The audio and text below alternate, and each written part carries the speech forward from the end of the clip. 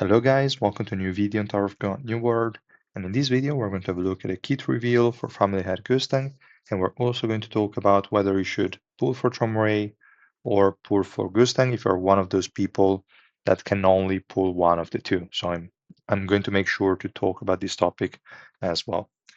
I say we can get started, and yeah, well, we already knew this guy was going to be a red mage, so no big information. I'd say we can just directly look at the video. And is looking pretty good. He's similar to the data version, but that's okay. I mean, it's fine.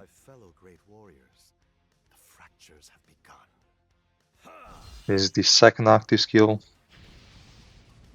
This is the first one already. They're already shown it. You can see every time it hits the blades kit as well.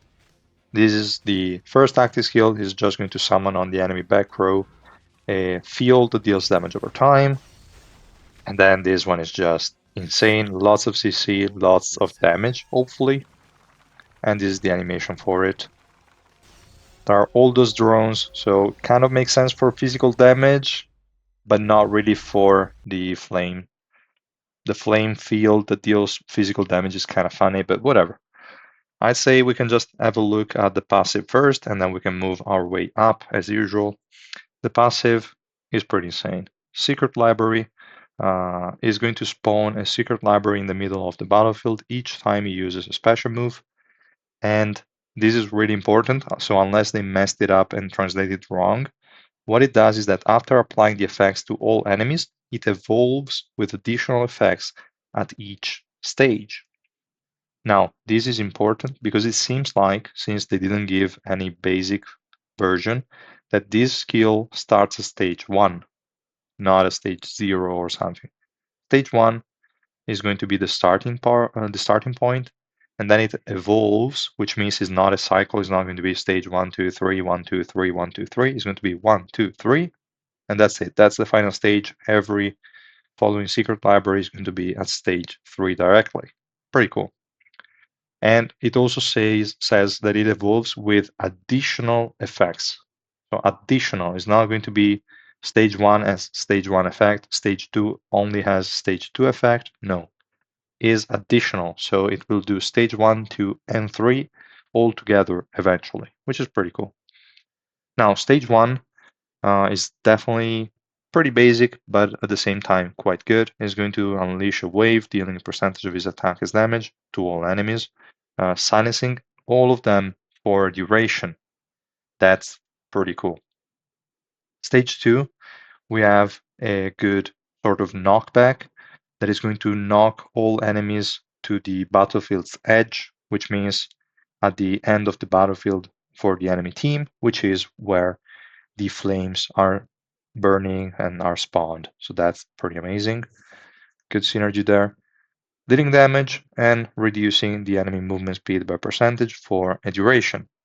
Also really good because it's going to move them all away from your team, slow them down so that they will take more time to reach your own team, and hopefully stay in the burning zone, because by then your frontline unit should have reached them, so they won't really have the time to go away from the burning zone. Pretty cool. Stage 3 is pretty amazing too. It's going to scatter flames across the battlefield, dealing damage equal to max HP of the enemy.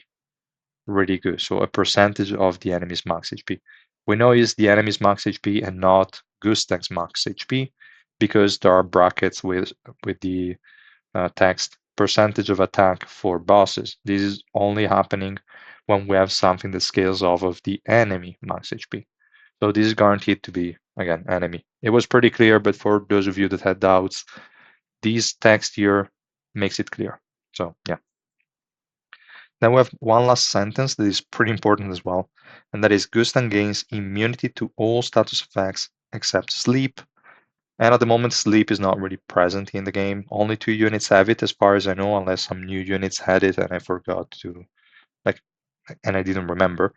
But the 2 units are, one is a collab unit, which is Yeonhee, a green SSR unit, and you're not going to face her in adventure. You're not going to face her in PvP because nobody will use her, most likely. So she's already out of the picture. You're not going to face her, no problem. Second unit is in a similar situation. She's a yellow SR unit, gray. I'm pretty sure some of you already know her because she has a fear effect on the passive, and I mentioned that in my spreadsheet. And she's an SR unit. You're not going to face her in adventure after the first few floors, so no big deal. And nobody's going to use her in PvP anyway, so perfect. Sleep isn't hardly non-existent. This just means that future units will have sleep, so whatever, fine. They're not they did not forget about sleep. They will release some more units with it. Fine.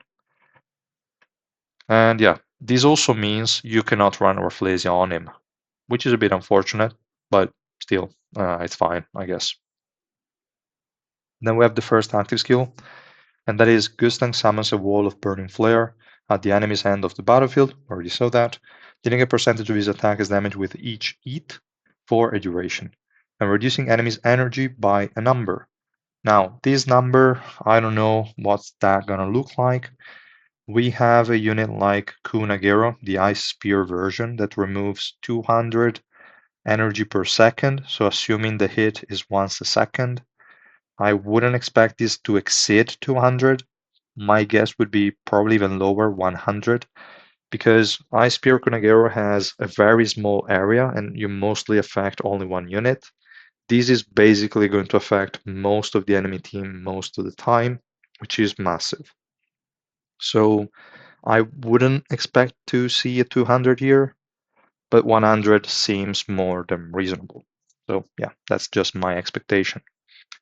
Then we have the second active skill, the Banquet of Blade. I don't know how to read this word to be honest, but whatever. And then we have Gustang enters blade deployment state for a duration, increasing physical pierce by percentage. This percentage to me is going to be either 60 or 80%, everything considered. So if it's 60, I'm guessing level 5 is going to be 60 and that's it.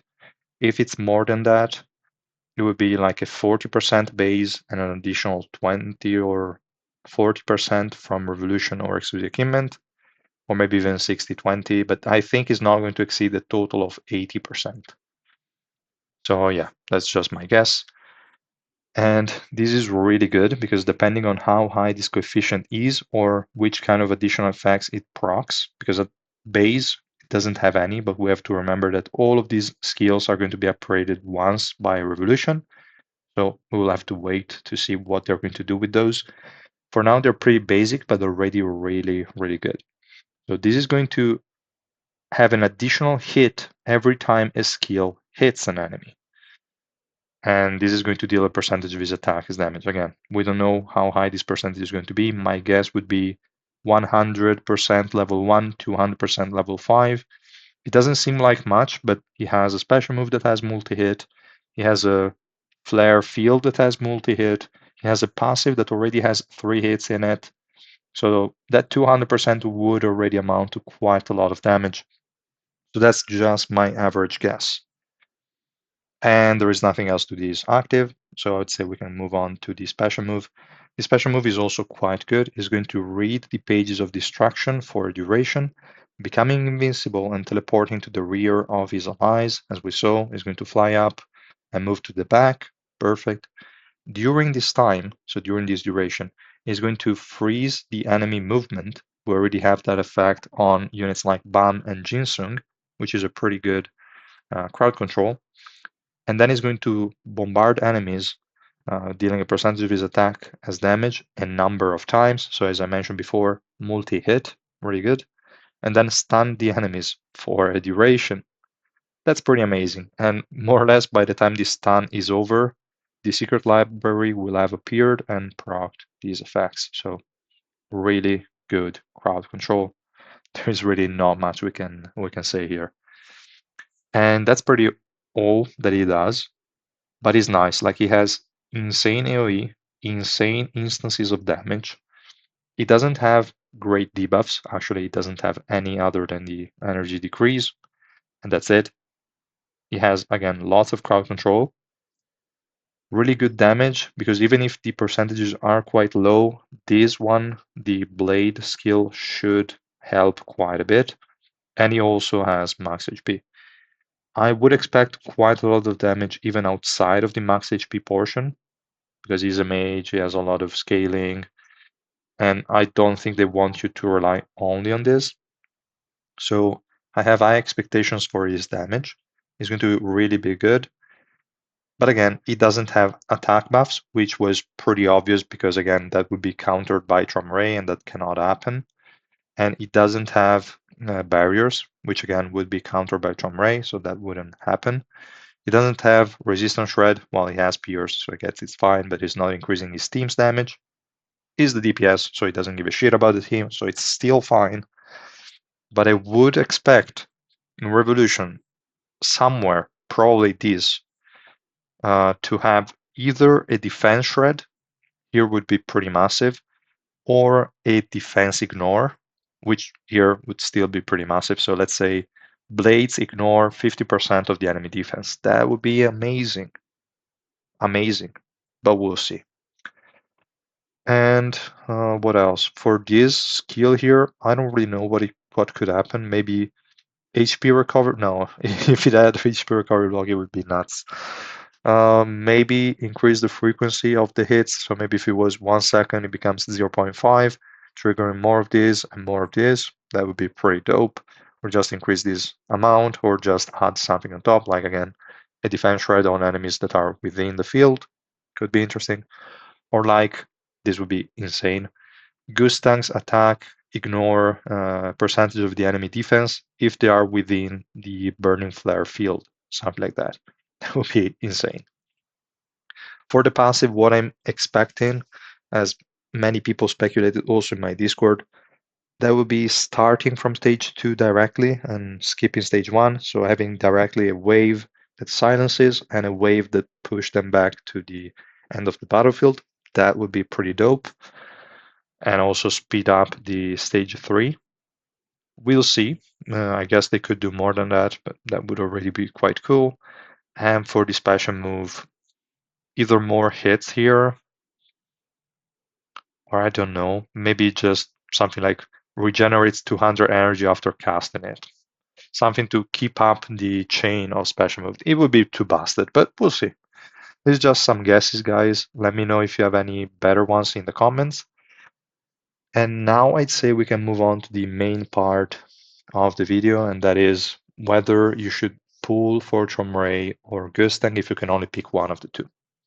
Now, as I mentioned, this guy doesn't look like he has a niche. Most of his kit is just crowd control, which in and of itself doesn't really constitute a niche. It's just, okay, he has crowd control.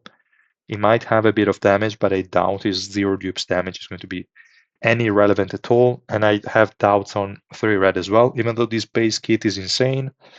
But the fact that a lot of it revolves around the special move, and you only have 200 additional energy at 3 red with if you are a family head, means that you're going to take a lot of time to cast the special move, which is kind of annoying. So he will probably need Rainbow 5.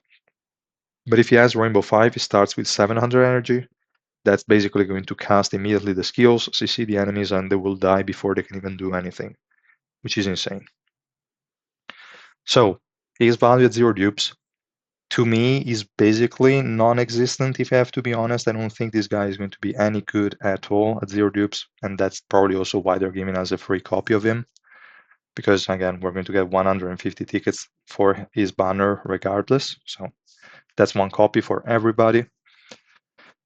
And Traumerei, on the other hand, has a niche at 0 dupes. He can destroy shields, he can deny all the attack buffs and steal their damage. So that's fine. It will help you a shit ton already at 0 dupes.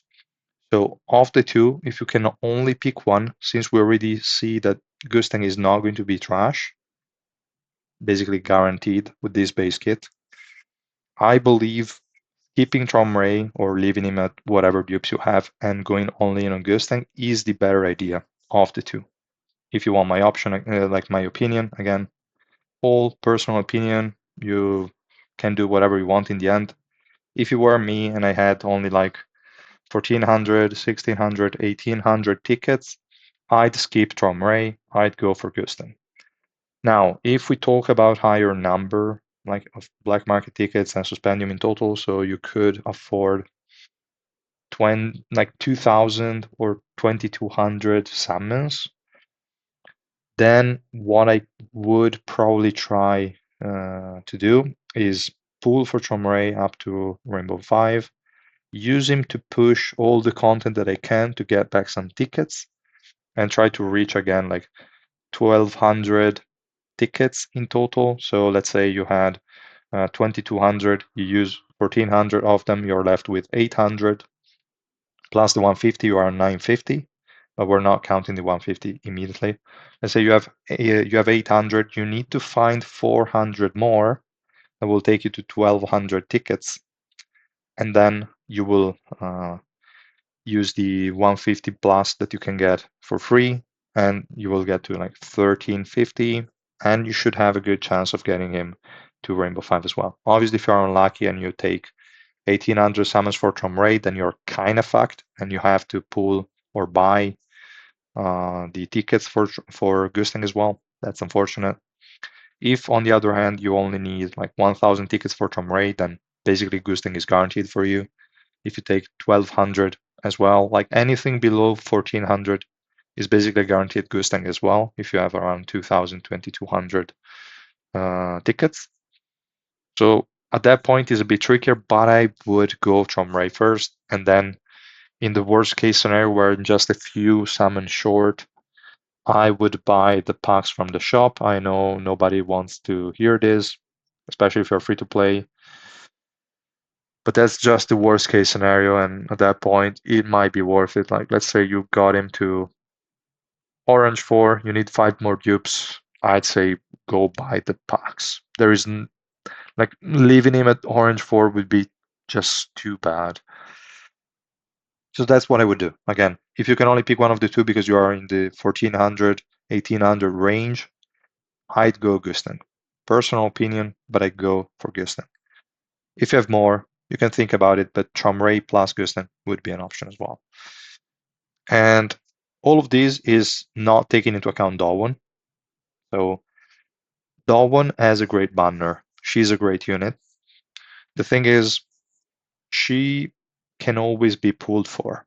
Even after all of this is gone, you can always go for her. So for me, even though Dawn is amazing, family hats still have more importance. That's kind of the idea, I'd say. It depends a lot on your account. Feel free to, I don't know, ask me in the comments, maybe providing more information about your account, but this is just what I do on average. So if you're in one of those situations and you only have enough for one unit, then again, skip Traumerei, go for Gustang. This is just my personal recommendation. So yeah, let me know, guys, how you feel about him in the comments. Let me know if you have any additional considerations, whatever. I will try my best to answer to all of them. And I will see you guys on Friday for the live stream. And I think I will also be uploading a video on the dev live stream because they uh, at least tried to translate it. I kind of read it quickly and it was pretty bad in terms of actual translation. I don't think, yeah, whatever. I will probably make a video about it with a Q&A translation for the last dev live stream. But yeah, we'll see each other in the next one. Bye.